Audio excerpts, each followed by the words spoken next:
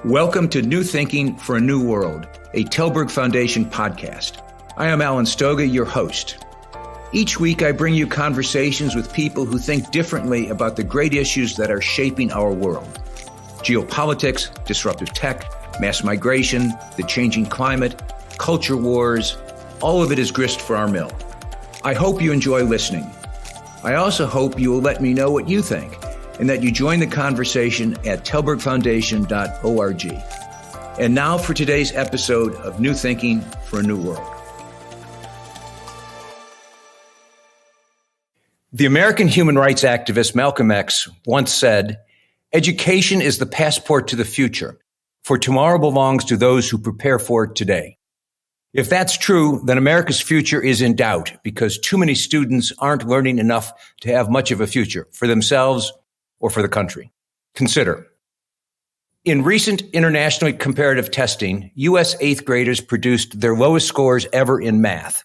1/3 were in the lowest performing category. Indeed, the United States has more students in the bottom group and fewer students in the top group than almost all other industrialized countries. Different test, same result. Last year, about 40% of the country's high school seniors met none of the college readiness benchmarks for English, math, reading, or science, and 70% fell short of meeting the benchmarks for math. And although almost 90% of students graduate from high school, 45% of those same students say they feel unprepared for either college or the workforce. What are the problems and can they be fixed? Is it culture, politics, unions, resources? Too little money, too few teachers, too much social media, all or none of the above. One place to look for answers is in the San Francisco Bay Area. My guest today, Shawn Benjamin, has been a principal of 2 different charter schools there since 2007 and has produced student successes instead of student failures. Welcome, Shawn, to New Thinking for a New World. Thank you, Alan. It's good to be here. Let's start with what you told me when we first talked. You said that the successes you have helped produce over the years are not driven by new thinking, quite the opposite. Would you explain? So I was a principal of a charter school in the West Contra Costa School District that was recognized as a top 1% school compared to all schools in the U.S. by the U.S. News and World Report. And I don't think we did anything spectacular or new and different other than really care about our results and every single student in our building and looking at the data and figuring out what was working and what was not, and then adjusting to meet the needs of our students and working really hard towards those outcomes. And so I don't think there is a silver bullet out there or a radical new design that is needed, but a group of data-driven, results-oriented, hardworking individuals striving towards student learning. I want to talk about all of that in detail, but for our non-American audience, what is a charter school? A charter school is a public school that is funded by state and federal dollars in much the way that a district school is, but it is chartered by a different authorizing body. So either a district, the county, or the state. And the school has its own board of directors and is not managed by the school district. So it has public money, but without public control in terms of the management of how the school is organized. Correct. And charters may differ across the country. I'm chartered in California. The school that I'm referring to was chartered by the district. And the only thing that we shared were facilities, but all of our decisions and program and curriculum and instruction and pay scale was managed by our individual school and board of directors, not the school district. So in a sense, it's a kind of experiment to let some schools try to figure out if they can manage themselves and produce better outcomes. Yes, it is now an older experiment, probably around 20 years old. But the idea was, let's see if a different type of school managed by a different organizing structure can produce different types of results. I think over time, accountability and restrictions have come onto charter schools in much the same way that districts face.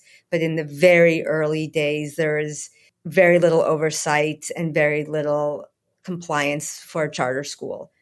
And now there's much more oversight and compliance, but still a little bit more autonomy than a neighboring district school.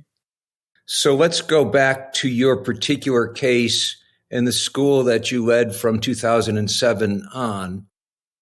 Tell us a little bit about the students, about the challenges, about the outcomes. The school is located in Richmond, California. It's in a particular area of Richmond called the Iron Triangle. Richmond has some negative stereotypes about it as a low-income community with a high crime rate.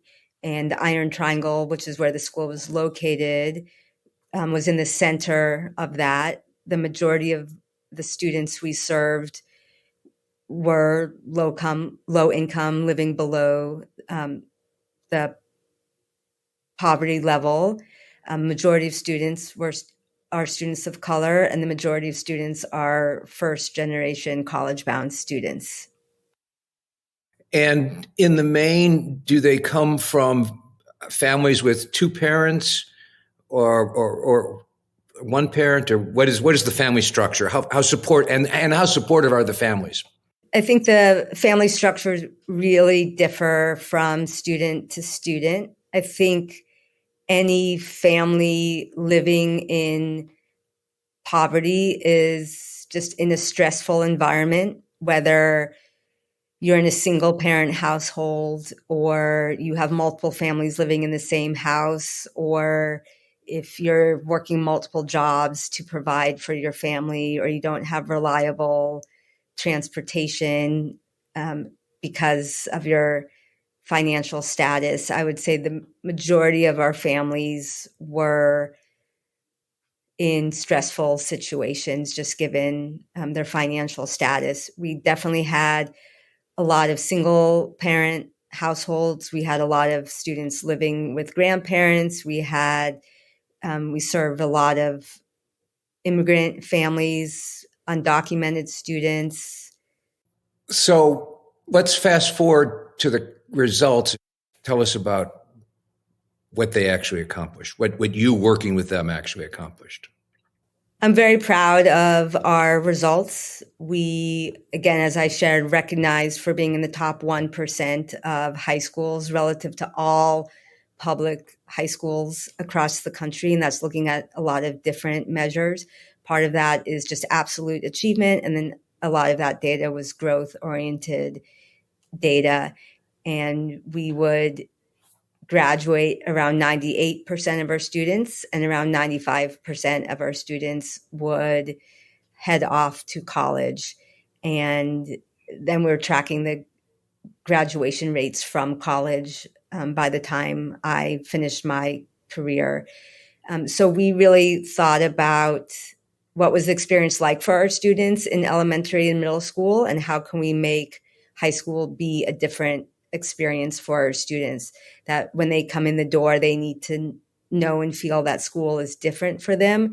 And that starts with us having incredibly high expectations for our students, but then also a deep belief that every single one of our students can succeed. And the reason why they may have struggled up to that point can vary. And then as a school, we needed to address all of those different needs, whether it was self-confidence, or it was an academic skill, or if it was a undocumented student who didn't see a path forward in their future, or if it was students just lacking some basic needs, and how can we help support a student to have stable housing.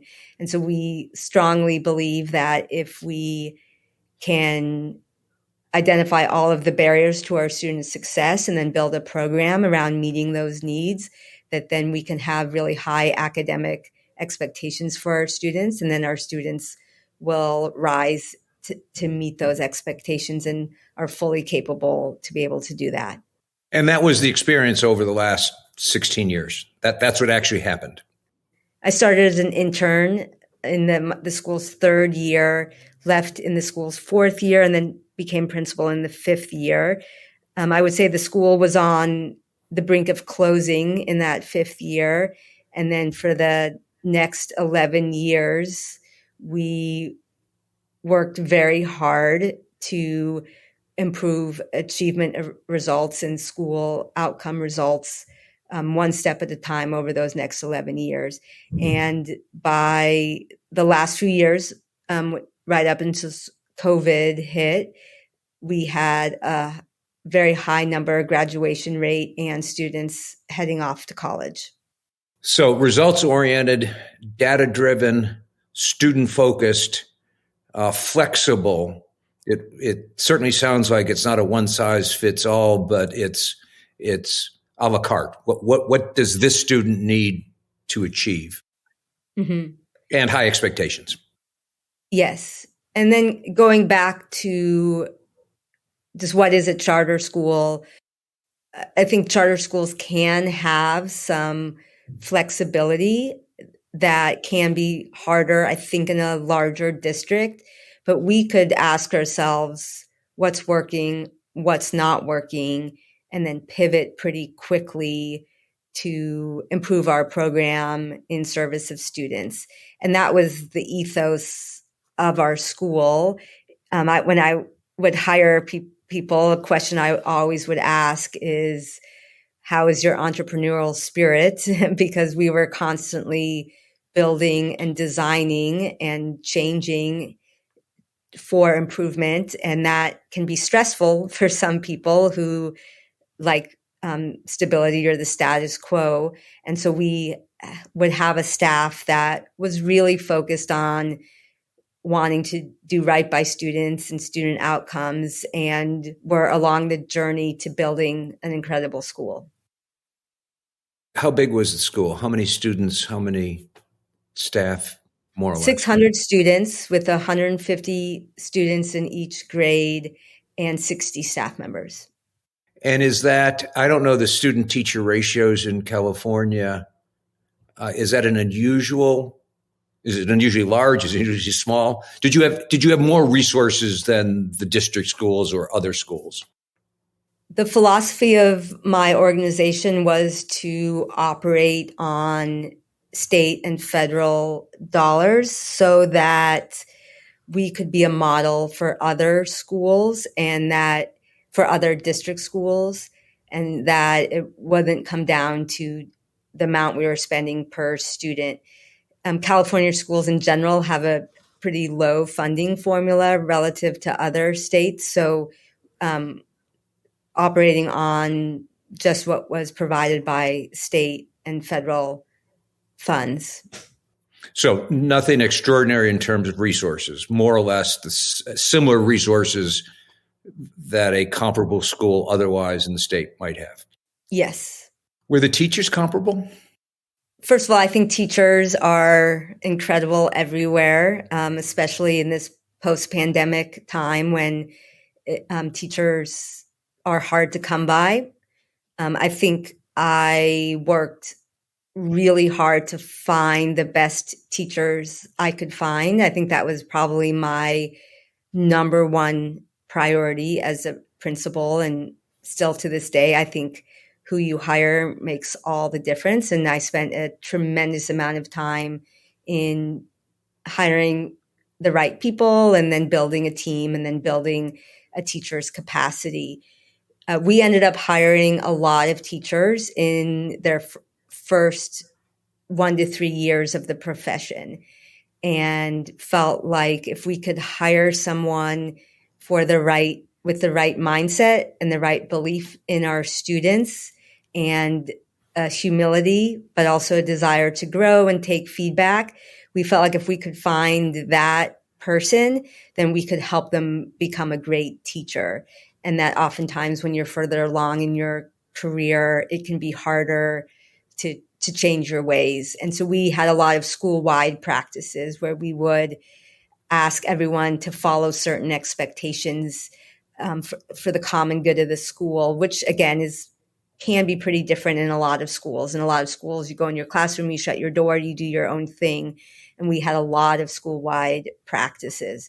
So looking for someone who really wanted to be a part of that type of community, hiring really mission-driven, mission-aligned people. And so, yeah, I think we had some of the best teachers because they were so deeply committed to our students and deeply committed to our school, but then also very driven by being the best educators they could be and just constantly working on improving their craft and skill. Were the teachers unionized? And do you think in theory, should that matter or not matter? So there's two questions there. One, objective fact, and two, what do you think about unions in schools? That may be as close to an unfair question as I get, but we'll see. Yes. How diplomatic should I be? Not at all. However diplomatic you think you need to be should be the answer. When I came as a principal resident in my third year, the school was not unionized. And then I left the school in that fourth year, and the teachers unionized in that fourth year. And then I came back as the principal in the fifth year, and that was the year they were negotiating around the contract. So when I became principal, there was a union. Just given how I am as a human being, that was just really hard for me because I think of myself as the champion of my teachers. I am an athlete that played team sports, and I was always seeing myself as the unionizer of my team, of like, how can we work together to be the best that we can be? I have led group trips of like mountaineering trips, and how can we all get to the summit together? So the union for me represented this third party advocating for my staff better than I could advocate for them. And I just didn't think that was true. And that was really hard for me to accept because I wanted to be that champion.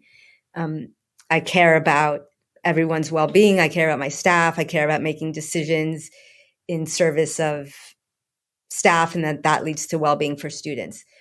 Eventually, this union disbanded. I think it was around 6 or 7 years after, because the union head, who was a teacher, did not feel like that was needed anymore under my leadership, and just dissolved itself. And so then the last, 7 to 8 years, we operated without a union.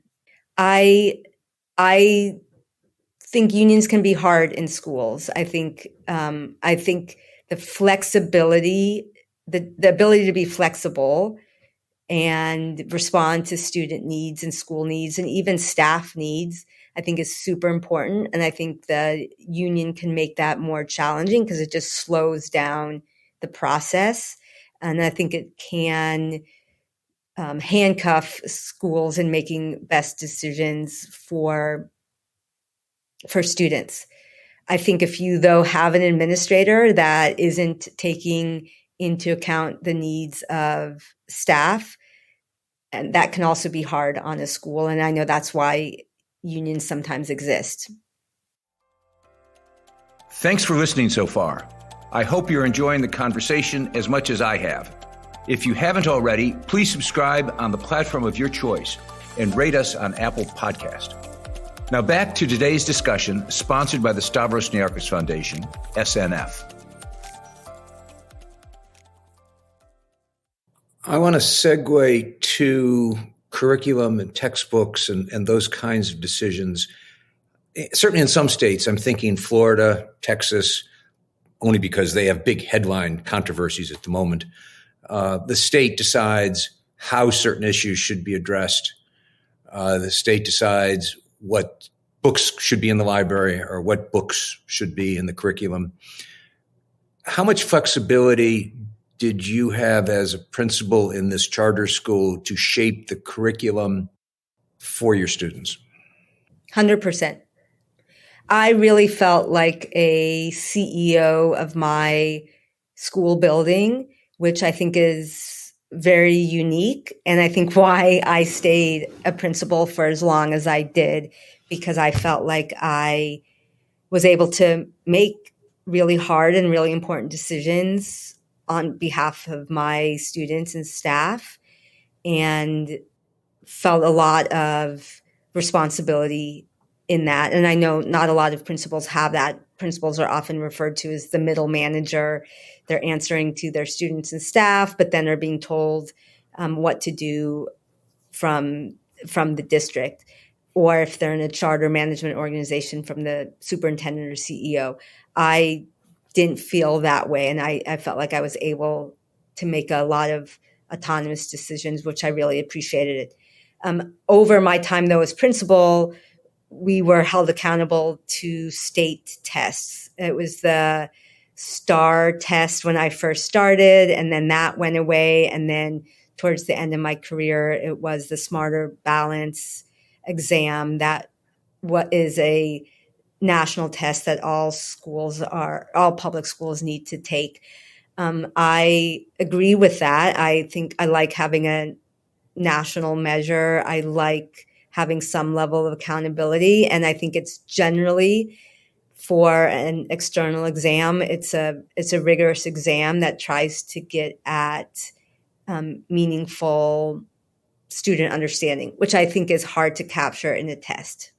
Sorry, I say all that because even though I could make my curricular decisions, we would make decisions that supported the Common Core and performance on the SBAC exam. So I could make decisions, but always made those decisions aligned to those standards.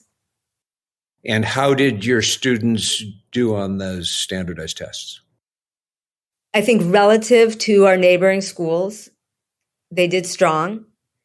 That is not, but relative to California, not as strong as we would like. And so there's definitely still growth to be had.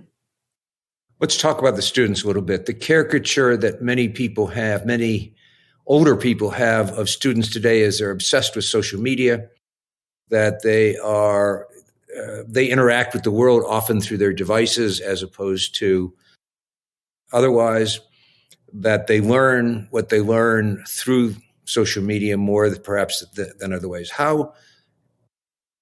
And that may be a caricature. Let me start and admit that might be a caricature. If it's not a caricature, how'd you deal with it? First of all, we don't allow students to be on their phones when they cross through the threshold of our school. And so for the 8 or so hours that they are with us, they are not texting and not on social media. And I think that helps. I think that helps students engage in personal relationships, making friends, talking with each other at lunch, being focused in class. And that's the case now, the school I'm at now, and also the school I was at. And I know a lot of schools don't have that policy, and that would feel very hard for me as a school leader to see students on their phones throughout the school day. I think Let me just interrupt, and I apologize to interrupt. How do you enforce that? Because I think it's the best idea I've heard in a long time. But how do you make it work? Well, I'll say this back to what it was one of our successes.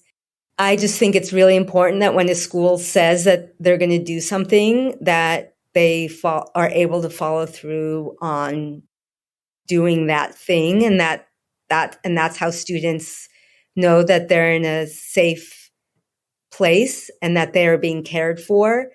And that was just really important to me as a school leader, that if we're going to have a policy, we need to be able to follow through on that policy, because it, I think, helps students sort of relax and become the teenagers that they are.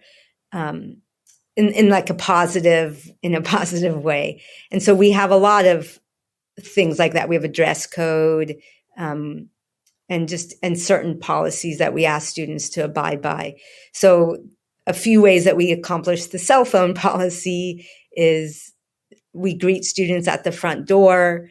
And when they come into school, we ask them to put their phones away. We have people out on supervision who, if cell phones can't be like in your pocket or on your person, if we see a cell phone, we ask them to put it in their backpack. We have a school-wide merit demerit system. If you're on your phone, you get or if you are seen on your phone, you get a demerit. That those demerits add up into a system of points.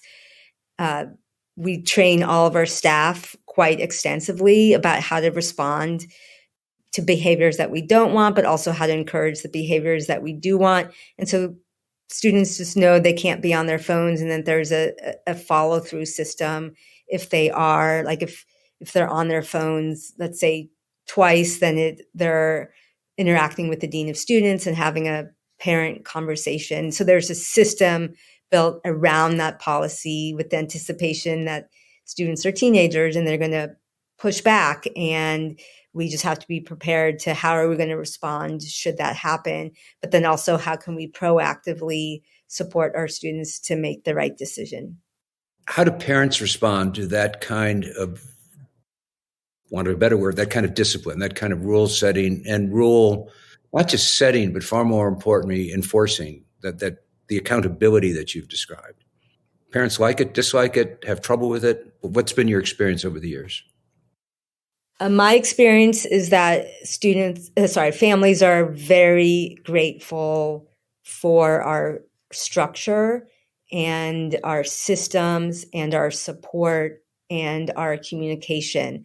I think, unfortunately, a lot of neighboring schools might have fights or might have long-term substitutes or have students on their phone or a lot of bullying, and parents are helpless. If they don't have school choice, they have to send their student to the neighboring school. And so that's an idea of charter schools, is to introduce school choice for families.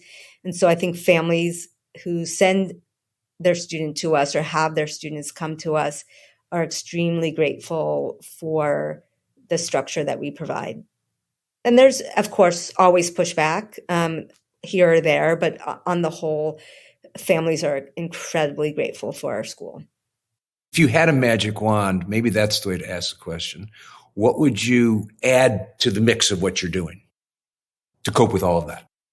I'm going to answer the question because it's a fun question to answer. I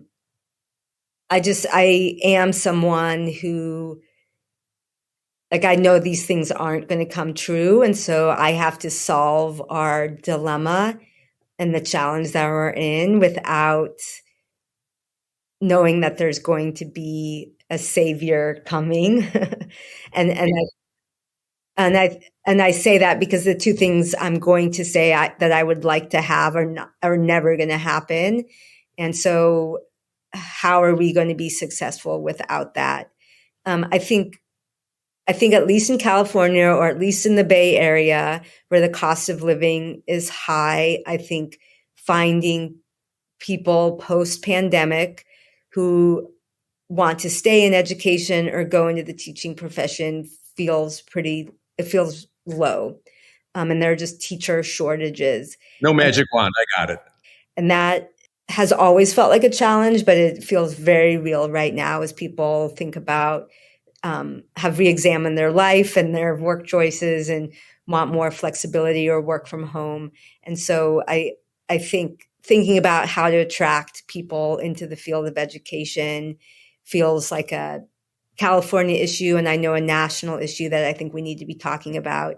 I don't think money is ever the issue, but I think you're really asking people to be a martyr to enter education solely out of their goodness of their hearts without compensating them on par with some other professions that people work hard in. I think teachers work their school day, but then they go home and then they work the evening shift, planning and grading.